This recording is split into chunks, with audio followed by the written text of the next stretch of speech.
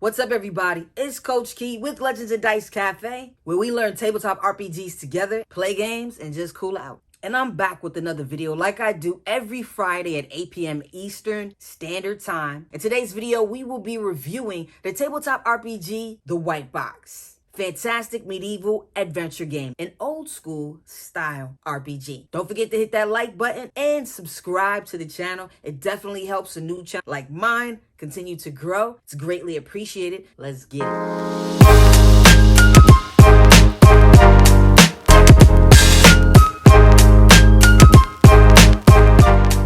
So I'm fairly new to tabletop RPGs in general. DnD 5e has been my gateway into the tabletop RPG world. On my journey, I started to learn about old school style tabletop RPG games, OSR, old school Renaissance, and I was intrigued. My actual intro into old school style tabletop RPGs was Cairn. I have yet to run a game of Cairn with players as a GM, but I have been running it solo using a PDF with rules that are specifically for running Cairn solo. And if you're interested in my review on Cairn, make sure you click the link below. I'll put it in the description where I did a review on my first thoughts on Cairn as a fairly new player and a new DM.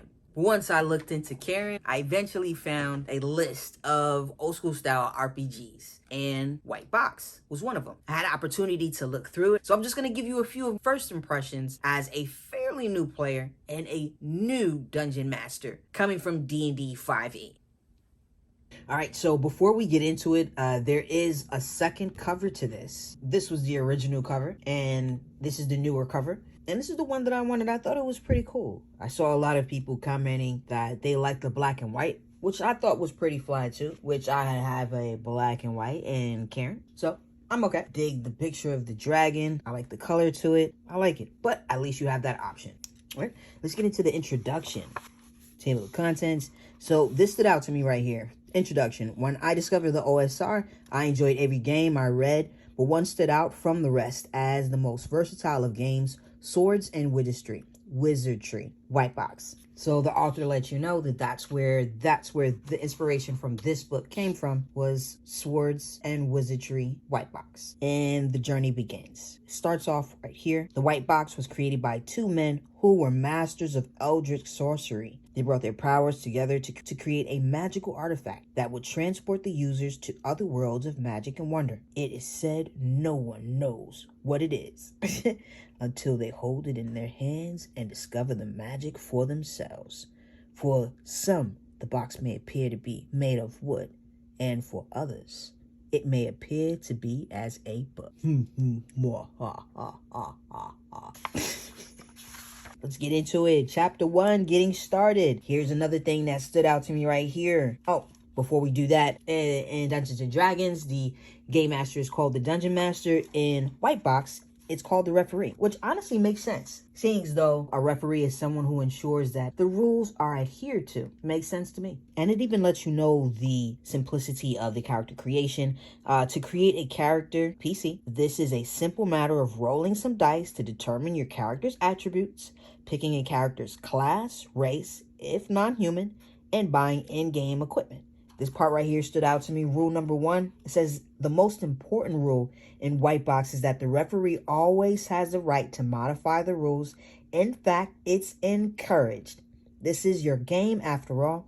There are gaps in the rules, holes left open on purpose, because much of the fun of role-playing games is being able to make up rules as needed, which I think is fantastic. One of the things that I love about Cairn is the simplicity and how light the rules are, which leaves room for so much creativity. Of course, White Box uses several different types of dice. Now, I don't want to go into too much details. Next up is your character sheet, which I think is super dope. I think I like the font. So you can either print it, you can either get a copy of it, or of course you can, I'm sure that there is a PDF version of the character sheets online. And it looks like, and here go your attributes: strength, dexterity, constitution, intelligence, wisdom, and charisma. A standard way to create attribute scores is to roll 3d6 for each attribute in the previously mentioned order. It gives you some information on what each attribute actually means. And then of course you got your hit points, alignment.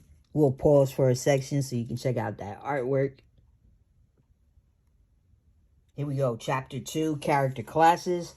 Now, for character classes, my first intro to, again, old school style tabletop RPGs was Karen, and Karen was a classless system, which I thought was pretty cool. I like D&D, and I love the variety of different classes that you can pick, and I also love Karen for the simplicity and the lack of classes and the reason why it is a classless system. So your options for character classes for White Box are either a cleric, a fighter, the magic user, and a thief. With D&D, it kind of feels like you can turn your character into like a superhero. But in here, say for instance, for a cleric, you don't even start getting your spells until level 2. And of course, under each, it tells you exactly what that class is. And as far as, because I love playing the cleric, as far as me having to wait till level 2 to get a spell, it's not a big deal at all. I don't mind. It wouldn't be much of an adventure without a challenge and being forced to use critical thinking skills and being creative, having to think outside of the box to survive. So it looks like each character goes, or it shows you how to go up to a level 10.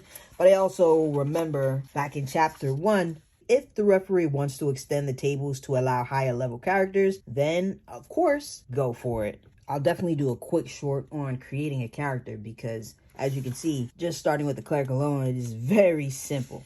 Chapter 3, you have your character races. Now you only have access to 3 different races, and that's the dwarf, the elf, and the halfling, which I'm cool with as well. I enjoy the variety that D&D 5e provides as far as races, but as a new player, or even maybe a new GM or a GM starting with new players, this is perfect. So, and if you are one who enjoys the variety of the character races, after going through this book, I would strongly suggest that don't let that discourage you from giving this a try. We go chapter 4 is your equipment. Each character begins the game with 3d6 times 10 gold pieces, which is used to buy equipment, and it lets you know the referee is encouraged to include additional items and equipment. Again, I won't go into too much detail, but you got your adventuring gear, your cost of transportation. This right here is very new to me. It gives you the option of different armor classes. You've got a descending armor class and ascending armor class system. And one of them, the high armor class is better, and any other, a low armor class is better. And of course, the ascending is the one where higher armor class is better, and the descending one is where the lower armor class is better, which I find quite interesting. There's plenty of equipment in here, plenty of weapons. Check out that cool artwork. Chapter 5, playing the game. So your rules go from page 31 all the way to page 44. We won't go into too much detail. So right here, these different things stood out. It says characters are awarded experience points for killing monsters and accumulating treasure. Awarding experience only for killing monsters fails to reward a party of adventurers that successfully lures a dragon away from its hoard so that its treasure can be stolen without a fight. It fails to reward characters that operate by intelligence, stealth, trickery, and misdirection, which I thought was pretty cool, and I agree 100%. So this section, of course, is your rules, and it is a very small amount of rules. Like I said, it goes from page 31 all the way to page 44, of course, including your combat and, initiative. That's another thing that stood out. At the beginning of the combat round, each side rolls initiative on a d6. High roll wins. The winning side acts first, casting spells, moving, and attacking. The other side takes damage and casualties, then has its turn, which seems like that would help initiative to run a lot faster. Then you've got damage and death, which I think is pretty easy, very easy to understand, and honestly, I kind of like it. It says when a character or creature is hit, the amount of damage taken is deducted from his hit points. When his hit points reach 0, the character dies. Simple. It's such a small amount of rules. They were very easy for me to grasp, which actually makes starting the game and getting playing faster. Next up, we've got spells and magic. Clerics and magic users are the only classes that can cast spells, which is, again, is okay. Let me tell you what I do enjoy. The last character that I played in D&D 5th edition was a rogue, and I'm pretty sure it was the subclass was an arcane trickster, I think it's called. And I love the ability to use the rogue character and enjoy the feats of the rogue, along with the ability to cast spells. I thought that was pretty cool. But again, you know, I don't mind just playing a cleric or a magic user. I like the option as well in D&D 5th edition I like the variety as far as classes and then subclasses, but I also appreciate and can absolutely respect the simplicity of not having to worry about all that, because in the beginning, subclasses, I mean, it was confusing already. And then on top of that, subclasses was even more confusing. So honestly, choosing a spellcaster in D&D 5th edition can 100% be extremely confusing, especially for a new player and a new dungeon master. And check this out. From experience, when new players typically come into Dungeons and Dragons, I often see people suggesting that they start with the fighter because they said that a fighter is easy. Now, granted, using a fighter may be actually easy, but don't let that discourage you from playing anything that you desire first time around. And if you don't like it, you can always change it. But there's nothing wrong with giving it a try your first time. My first character was a cleric, and I'm still playing that cleric in the game that I started and joined in February of this year. I think we only have just a couple more sessions. I've had a fantastic time playing cleric. So you won't know what you enjoy until you do it. You got your cleric spell list, which is, again, simple, okay?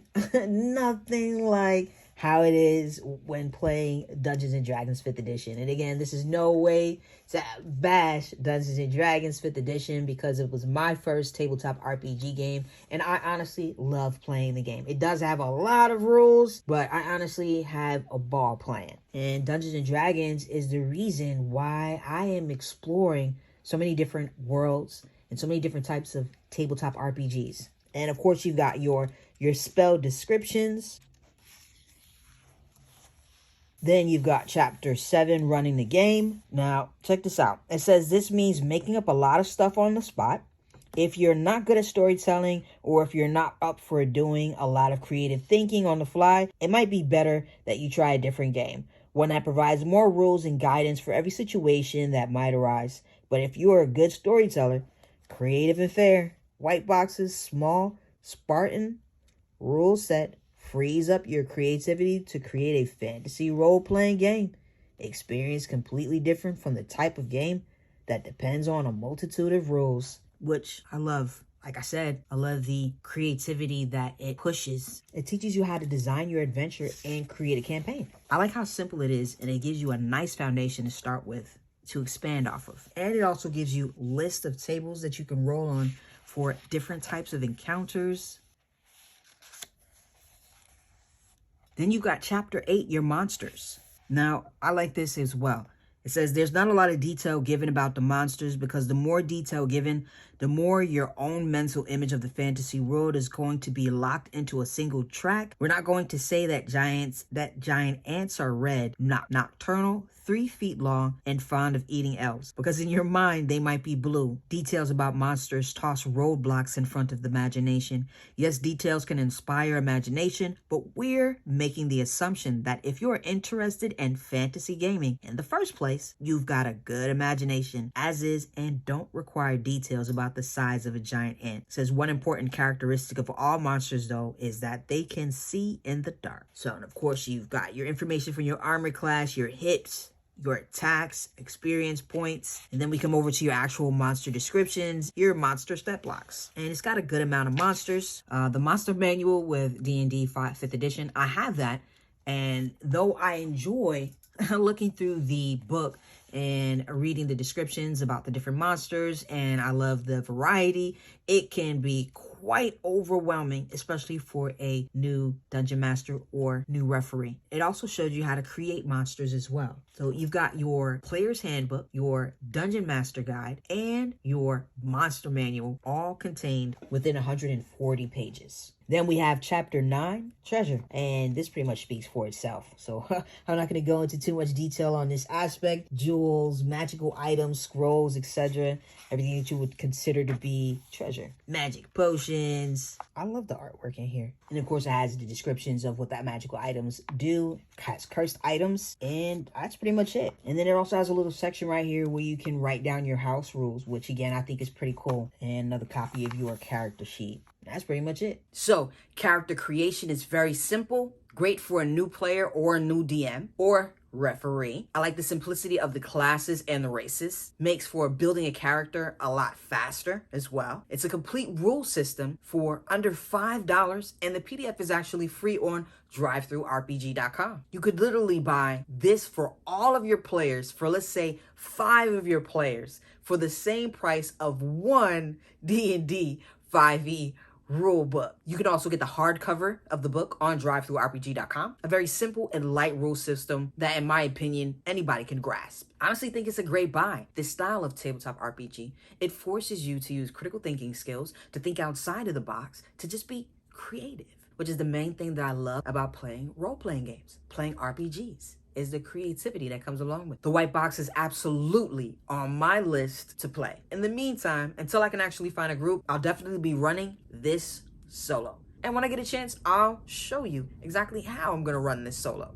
I hope you've enjoyed this review and this time with me. I appreciate you for taking the time out to watch the video. And if you've made it all the way here, then I would greatly appreciate it if you hit that like button, comment, and subscribe, and turn on those notifications so you don't miss out. Stay tuned for more content. Remember, I drop a video every Friday at 8 p.m. Eastern Standard Time. Thank you so much for watching, and as always, I hope you have a fantastic day.